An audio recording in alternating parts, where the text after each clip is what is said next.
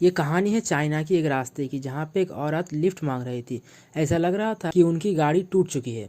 एक truck driver आता है उन्हें लिफ्ट देने के लिए, लेकिन वे औरत उस ट्रक ड्राइवर को इनकार कर देती है, ये सोच के कि शायद वो ट्रक ड्राइवर अच्छा नहीं है। कुछ देर बाद एक अच्छा दिखने वाला, एक अच्छा शक्ल का आदमी वहाँ पे आता है और वो औरत बहुत ही जल्दी उसके गाड़ी में चढ़ जाती है। लेकिन यही थी उसकी ज़िंदगी की सबसे गलत। कुछ देर बाद उस औरत को गाड़ी के अंदर दिखती है एक मरे हुए इंसान का हाथ, और जब उसे वो पता चलता है, वो उस ड्राइवर की तरफ देखता है और देखते ही देखते पता चल जाता है कि वो ड्राइवर था उस शहर का सबसे जाना माना सीरियल किलर। और ये बात यही साबित करता है कि वो सीधा साधा दिखने वाला आदमी ही असल में सीरियल किलर था। उसी लम्हे उस ड्राइवर ने गाड़ी रोक दिया और उस औरत को मार दिया। यहाँ पे सीन चेंज होता है और कुछ दिन बाद एक बस में कुछ सवारी जा रहे थे, वही सेम रास्ते के ऊपर से। वांग एक बीमा एजेंट जो बस के ड्राइवर को बता रहे थे कि कुछ दिन पहले ही यहाँ से एक औरत लापता हो चुकी है। और उसी बीच रेडियो में एक खबर सुनाई देता है कि ये रोड एक्सीडेंट के कारण बंद है। उन यात्रियों में से एक, जिनका नाम ली है, उन्होंने ड्राइवर को कहा कि मुझे बहुत जल्दी है और मुझे समय में अपने डेस्टिनेशन पे पहुंचना है। इसीलिए ड्राइवर टॉनी ये सजेस्ट करता है कि वे लोग एक दूसरी रास्ते से जाएंगे। किसी ने उनके उस प्रस्ताव में सवाल नहीं किया और यही से शुरू होती है उनकी दर्दनाक जर्नी।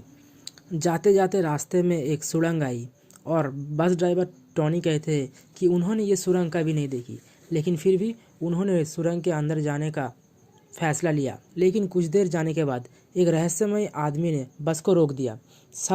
सभी के अंदर ये सवाल आ रहा था कि सुरंग के बीचों बीच ऐसा आदमी कहाँ से आया, और वो आदमी एक सवारी की तरह बस में चढ़ गया। ली वहाँ पर न्यूज़पेपर पढ़ रहे थे। उसी बीच उनको पता चला कि वो आदमी कोई ऐसा वैसा लोग नहीं, वही था वो सीरियल किलर। और इसीलिए ली ने अपने पॉकेट से उनका सीक्रेट चाकू बाहर निकाल लिया। बस में दो लड़कियां थी, एक का नाम सारा जो एक मॉडल थी, एंड एक का नाम जिंग जो प्रेग्नेंट थी। ऐसे करते हुए 20 मिनट गुजर गए और बस ड्राइवर टॉनी के दिल में एक सवाल आया कि इस देश के सबसे बड़े टनल जिसमें से जाने के लिए टाइम लगता है सिर्फ 10 मिनट, वही इस टनल में 20 मिनट गुजर गए, लेकिन अभी भी ये सुरंग ख़त्म होने का कोई नाम ही नहीं ले रहा। इसीलिए उन सभी लोगों ने फैसला किया कि वो आगे नहीं जाएंगे बल्कि पीछे की तरफ जाएंगे। फिर वैसा ही हुआ, लेकिन 30 मिनट पीछे की तरफ बस भगाने के बाद भी वो लोग बाहर नहीं पहुंचे। ये एक ख़त्म ना होने वाली सुरंग थी। डरा हुआ ड्राइवर टॉनी ने बस को रोक दिया और सभी लोग नीचे उतर गए देखने के लिए।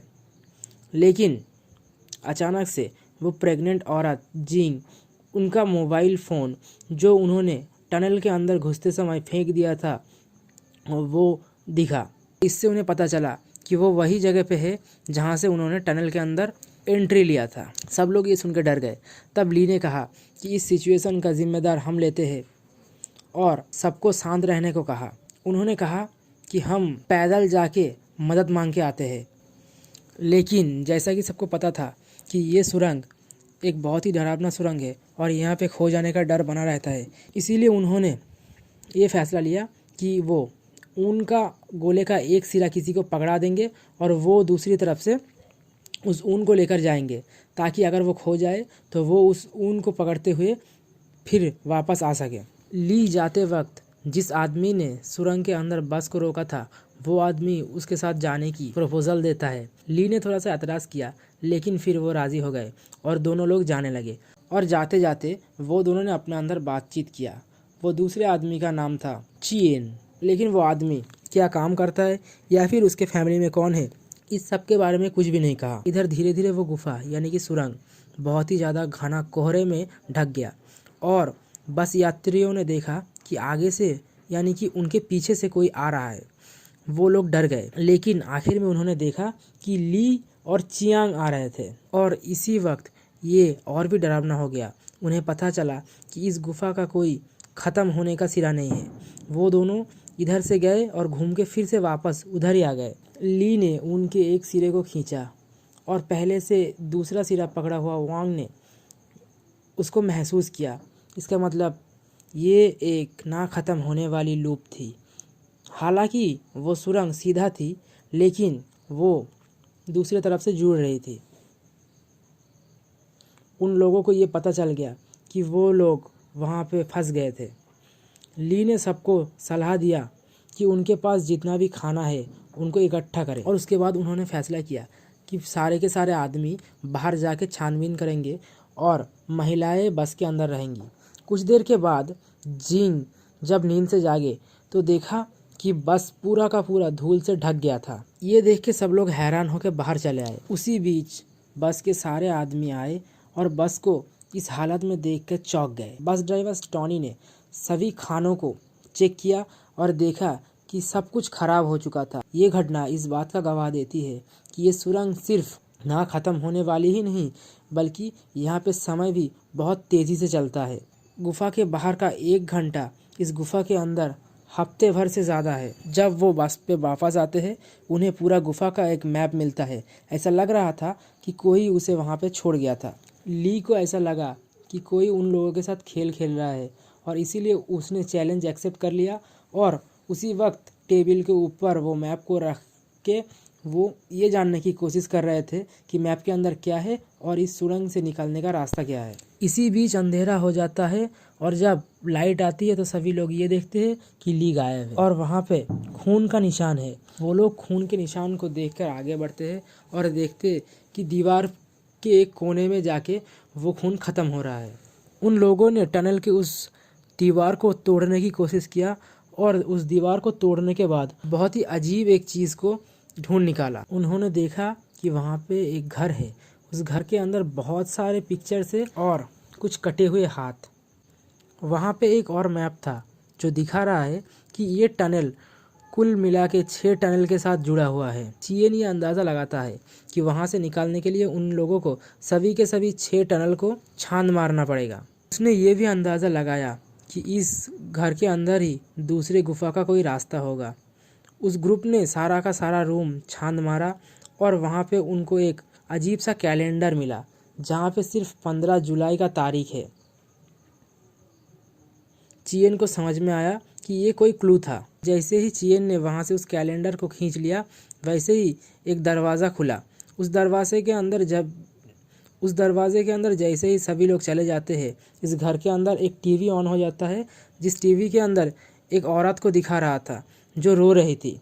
वो एक कुएं के अंदर गिरी हुई थी। उसके बाद वो लोग एक दूसरे घर के अंदर घुस गए जहाँ पे उन लोगों ने देखा कि उनका बस वही के वही था जिस जगह पे उन्होंने पार्क करके उसको छोड़ दिया था। उन लोगों को ये लगा कि वो लोग फिर से वही ग्राउंड जीरो पे आ गए थे, लेकिन अच्छे से खोज लगाने के बाद उन्हें ये पता चला कि टनल ठीक वही है, लेकिन वो लोग दूसरे टाइम जोन के अंदर आ चुके हैं। वो लोग जल्द से जल्द उस बस के अंदर जाके खाने का तलाश करते हैं और उन्हें नूडल्स का एक कार्टन मिलता है, लेकिन तब तक ड्राइवर टॉनी बहुत ही ज़्यादा खतरनाक और लालची हो चुके थे।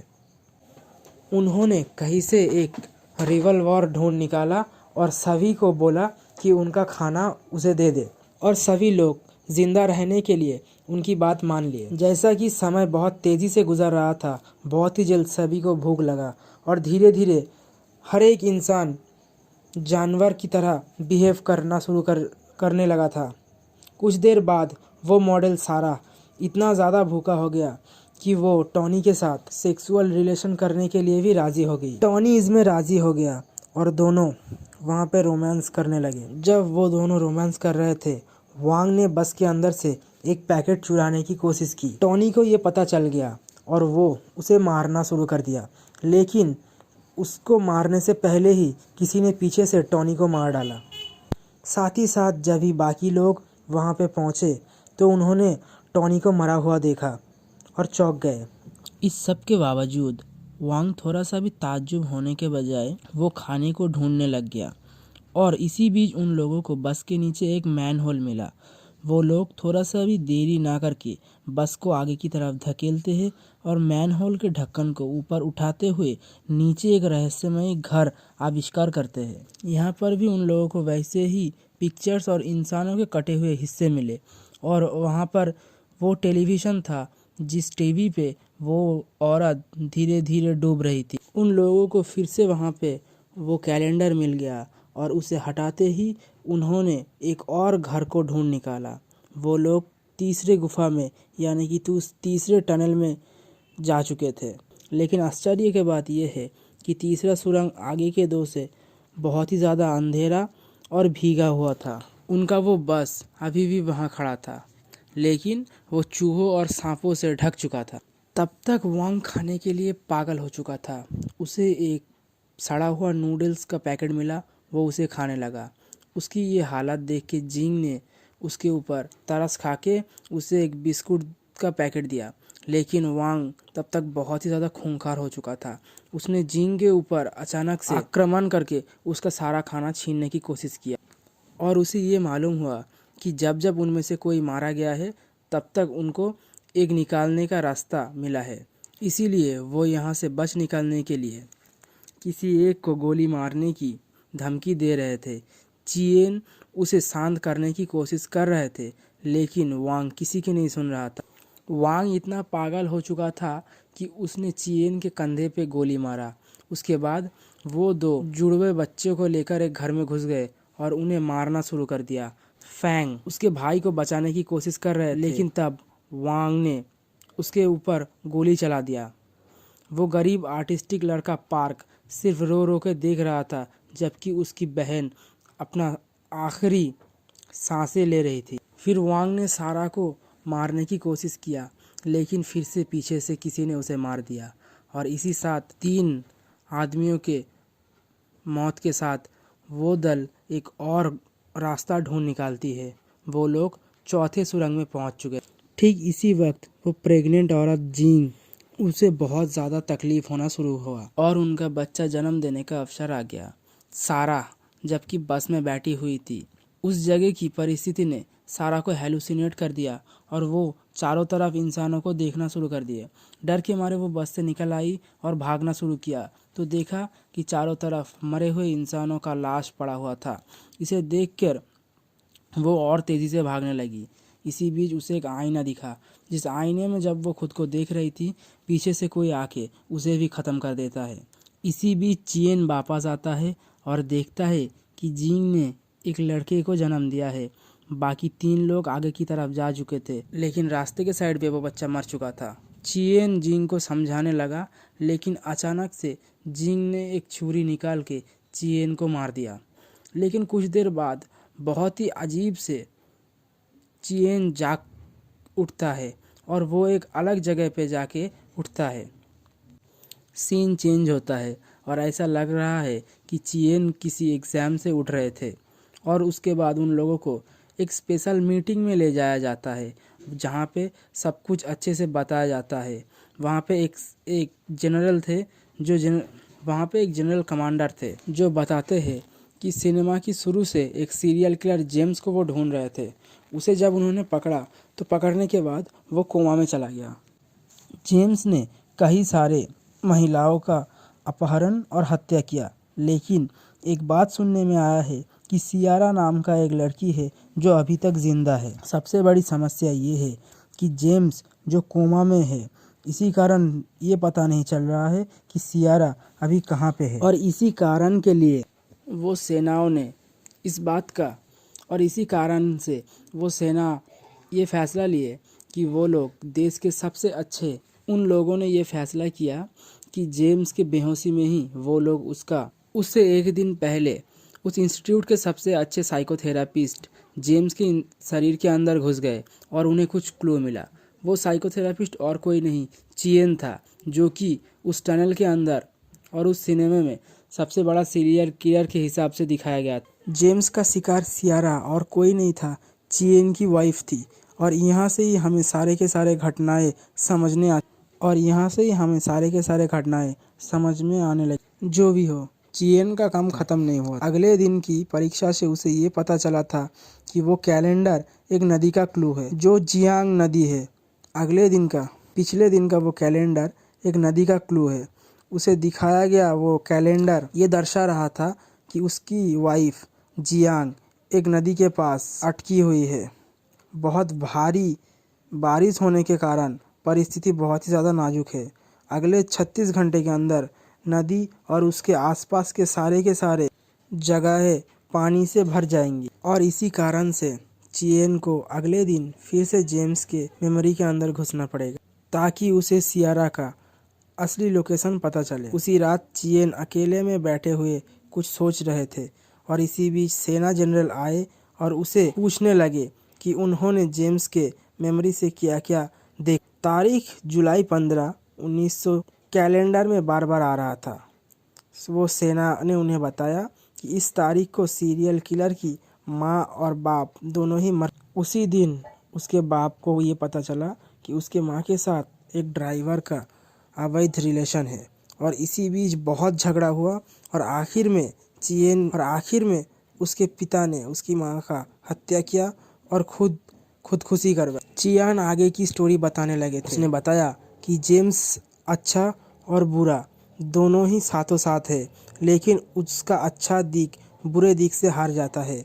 जेम्स असलियत में एक टनल इंजीनियर है और जो कोमा में जाने के बाद वो लूप उसके दिमाग के अंदर जो एक मरा हुआ लूप है और जिसका कोई ख़त्म होने वाला रास्ता नहीं है और इसी ना ख़त्म होने वाले लूप के कारण से ही जेम्स कोमा से वापस नहीं आ रहे थे। चियेन ये कोशिश कर रहे थे कि उसे उस लूप से बाहर ला सके ताकि वो कोमा से भी वापस आ सकते।